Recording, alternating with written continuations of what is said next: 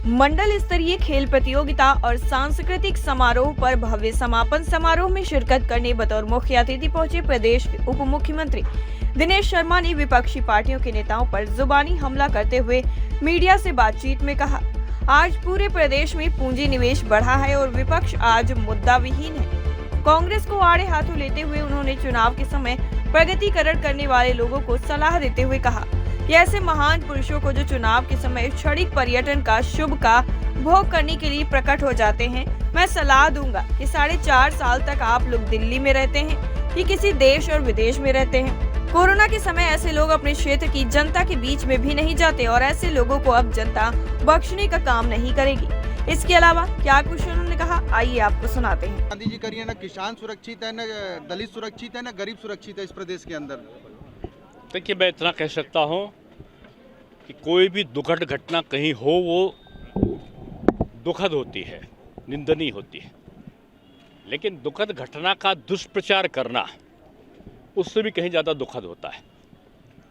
उत्तर प्रदेश सरकार पूरी तरीके से कृतसंकल्प है और इसका नमूना ये रहा है कि आप 5 सालों में की जो आपराधिक घटनाओं की तुलना अगर आप करेंगे तो पिछली सरकार और पिछली से पिछली सरकार से कहीं अधिक जो ग्राफ है वो नियंत्रित हुआ है और आज पूरे प्रदेश में जो उद्योग धंधे हैं उनमें वृद्धि हुई है, पूंजी निवेश बढ़ा है।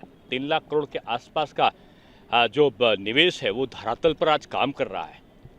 एक्सप्रेस वे 5-5 बन रहे हैं, 5-5, 6-6 आज मेट्रो बन रहे हैं, 23-23 हवाई अड्डों पर काम हो चुका है, डिफेंस कॉरिडोर बन रहा है, 250 विद्यालय बन गए हैं माध्यमिक के, आज कायाकल्प होकर बेसिक शिक्षा के लाखों विद्यालय अच्छे हो गए हैं, आज 77 डिग्री कॉलेज बन गए हैं, 12 विश्वविद्यालय बन रहे हैं। आज चारों तरफ आप पुलों का, जहाँ खड़े हो आप, यहाँ आपने आज से 4 साल पहले संभावना करी थी कि यहाँ पुलों का जाल बिछेगा, यहाँ माँ गंगा का जल स्वच्छ होगा, तटों का सौंदर्यीकरण होगा, बड़े बड़े हॉल होंगे, यहाँ पर एक्सप्रेसवे का लाभ पूर्वांचल की जनता को मिलेगा, गंगा एक्सप्रेसवे का लाभ लोगों को मिलेगा। किसी ने सोचा था क्या? आज जो सपना पूरा किया है उत्तर प्रदेश सरकार ने। विपक्ष आज मुद्दा विहीन है, केवल जाति के आधार पर, धर्म के आधार पर, क्षेत्र के आधार पर, परिवारवाद के आधार पर आज वो चुनाव के मैदान पर आते हैं। और कुछ लोग ऐसे हैं जो क्षणिक पर्यटन की सुख का भोग करने के लिए राजनीतिक चुनाव के समय प्रकट हो जाते हैं।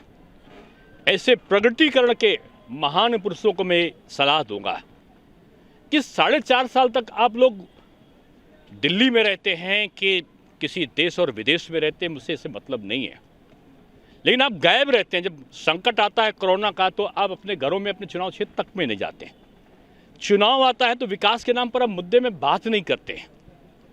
आप विभिन्न घटनाओं को लेकर उद्वेलन जो फैलाने का सपना देख रहे हैं उत्तर प्रदेश में।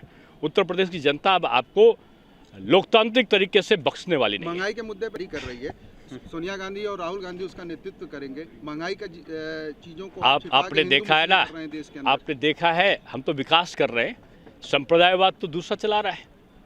हैदराबाद से लोग बुला कर ला रहे हैं, सांप्रदायिक उन्माद फैलाने के लिए लोग महाराष्ट्र से बुला कर ला रहे हैं। उनके पास अपने यहाँ के लोगों का अभाव हुआ है। हम केवल विकास की चर्चा करें, दूसरी चर्चा ही नहीं कर रहे हैं। और आज जो जिस प्रकार का महंगाई की कोई बात करता है तो आज आप किसी चीज़ में तुलना कर लीजिए पिछले लोगों के राज्य शासन का, तो आज आपको लगेगा कि महंगाई का नियंत्रण का सबसे बड़ा नमूना आज प्रदेश में दिखाई पड़ रहा है। अब तो पेट्रोल डीजल के बारे में लोग कहते हैं, तब तो वो भी कम हो गया है। अखिलेश यादव तो कह रहे हैं आप हमारे काम का फीता काट रहे हैं। अगर जेवर बनाने का जिम्मा उनका पास कर दिए होते आप टेंडर, तो वो बना दिए होते। मुझको लगता है कि सपा और बसपा 10 साल तक चलने वाली यूपीए की गवर्नमेंट के साझीदार सहभागी थे, उनके चौकीदार थे, उनको बचाने वाले एक मजबूत स्तंभ थे। उन 10 सालों के अंतराल में बीजेपी की सरकार प्रदेश में नहीं थी, इन्हीं सब की सरकारें थी। आपने क्यों नहीं सपना पूरा कर लिया? 20 साल पहले आपने सपना देखा था, 20 साल तक आपने क्यों नहीं पूरा किया? बीजेपी सपने नहीं देखा करती, बीजेपी जनता के सपनों को पूरा करने का सपना देखती है और जिसका शिलान्यास करती है उसका लोकार्पण करती है। शाहीन बाग बनाने की बात कर रहे हैं। टाइम 8 उत्तर प्रदेश के लिए वाराणसी से ब्यूरो रिपोर्ट।